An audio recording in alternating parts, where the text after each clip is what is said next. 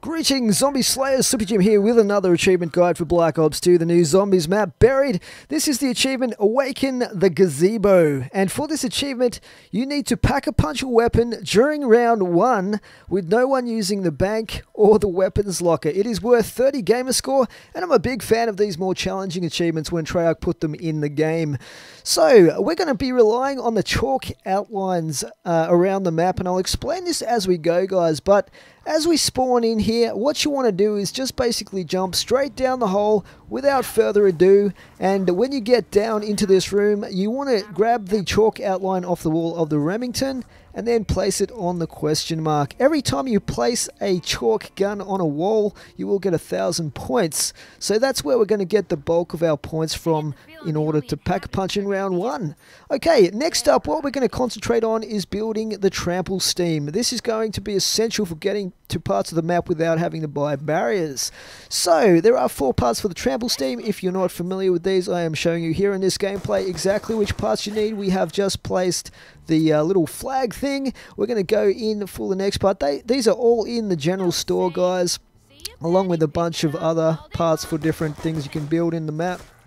Now, as well as building this trample steam, what I'm going to do is I'm going to thin out the zombies until there's only 1 zombie left. You want to do this early in the game, because if you wait till later to try and get some points off the zombies by knifing them, and we're just getting the bellows here for the trample steam as well, if you save it till late in the game, you could get a nuke, and that would mean you fail because the round would instantly end. So try and get as many points as you can by shooting them in the legs and then knifing them for the kill.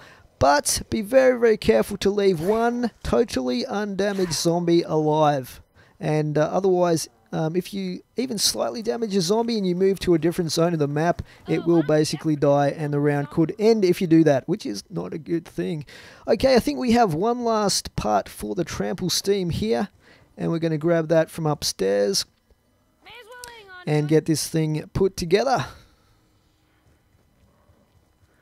Now, once we've built the trample steam, we're going to grab one of those and we're going to take it with us. But next up, what we have to do is basically the usual thing for this map. We're going to free the giant here with the key, which is always on that hook to start with. And then we're going to feed him some booze, some moonshine, and he's going to go crazy and break out of the debris-filled doorway. Okay. Now, we'll come back to how we use him a little bit later for this strategy. But what we're going to be doing next, guys, this is an important route to take notice of here that I'm following, because we're going to be running this route every single time, both to turn on the power, which is what we're going to do next, and also to pick up the different chalk outlines that we'll need to place to get points. So it's basically a big circuit of the map along this mine shaft. You need to jump over a couple of areas, otherwise you will fall and have to start over on the route. And we're going to jump across onto this roof here and turn on the power. This is above the candy store. So now the power's on, guys, we're going to go straight back here to where the mystery box is and follow exactly the same route, jump across the building here and follow it around to where we get all the different gun chalk outlines that we'll be placing to get points. So you want to jump down into this stable area here, into the abandoned mine shaft, and then just follow this along here as well. Now, guys, this is not the quickest method that I'm showing you, but this strategy will allow you to keep your last zombie alive very, very easily, and it is a very simple and easy method.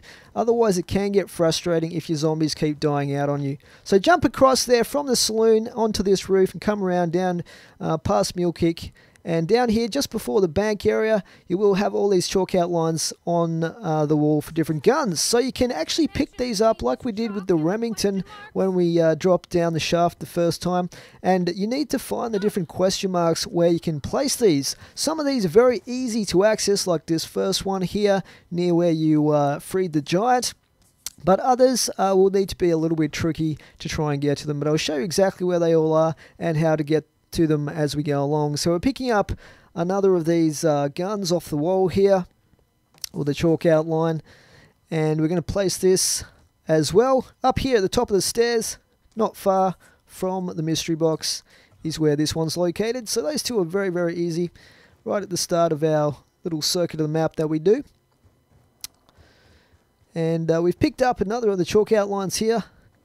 So what we're going to do is place the trample steam here, guys, just to the left of where you go across to the stable area, opposite the bank. And we're going to fling ourselves across to this building. And over here we have another question mark that we can place one of the guns on. So you can see we're getting 1,000 points each time we do this. And actually, if you place all of these weapons down on the question marks, you will actually get a bonus 1,000 points at the end as well, which is pretty cool.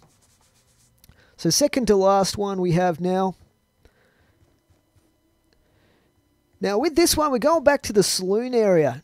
Now we will actually need another bottle of moonshine for the giant to break one last debris for us. It kind of spawns in random locations, but 99% of the time it's going to be in the saloon. You might get lucky and it respawns back in his cell or something like that, but this strategy will allow you to buy that extra barrier that we had to get in order to get the moonshine bottle. We're going to go back for that because we still have to place this chalk outline that we're carrying around. So the area that you place this one is just around the corner here on the top of the saloon. And Bob is your uncle. So we only have one chalk outline left now to place. I'm just going to go and get that bottle of moonshine, and we're going to use that to get the giant to destroy one of the barriers that leads into an area where we have our last question mark. Okay, now I'm going to show you how to get to the haunted house area where we have this last question mark. And basically you want to come into the general store where we got the parts for the trample steam. Just head up here and then drop down and you'll be there. The trouble is you can't get back very easily from this area without using the trample steam or buying a barrier. So we've brought the trample steam with us here, and we're going to use the giant to smash open this, I think it's a church back there. Now, if you're having difficulty getting him to smash the barriers that you need smashed, just remember you need to keep his back to the object you want destroyed as you feed him the grog. Okay, so you can see we planted the trample steam there at that barrier, and that allowed us to get back to the starting area because we have got one last chalk outline to pick up here. And you can see I've also bought the B23R. I wanted to use a gun that all you guys can get guaranteed for this strategy. You could also hit the mystery box, I guess, and try and get lucky with something like the ray gun. But the B23R is actually a pretty awesome gun, and really takes care of these ghosts in this house.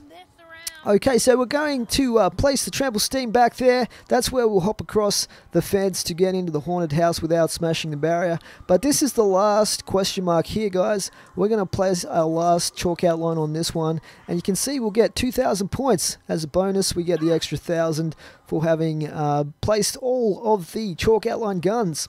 Okay, so we had this trample steam we planted earlier. We've got the single zombie left alive, so we're still in round one. We're buying the 1250 barrier here. Now, this is where it gets interesting, guys. I personally prefer taking these ghosts out. Some people have posted strategies where they will basically dodge the ghost, but I can tell you that it's just too random. The areas where they will spawn and how they'll come at you, and if they touch you, you will lose something like 1,600 points, and then there goes the achievement. So I recommend just getting the B23R or something very similar that you're going to be able to take care of these ghosts with. And I actually wasn't expecting those last two ghosts to come at me there, so I was kind of having to back up a bit here, but we got them in the end.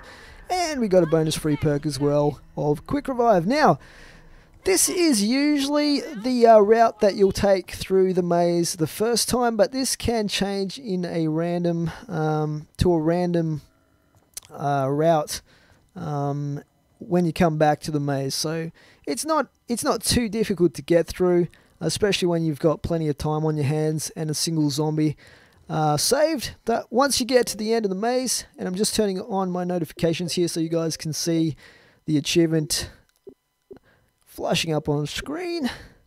But once you get to the gazebo here, you can basically just go down the stairs, just jump over the gaps. You don't want to fall down those and die at this point. And then there you go, Pack-a-Punch, guys. Pack-a-Punch whatever gun you're holding, and you will get the achievement, Awaken the Gazebo. So there you go, guys. That is my strategy for this particular achievement. I know some people have been struggling with this one. Let me know how you get on. Don't forget to rate and comment as per normal. But for now, it is Slipper Jim out. Thanks for watching.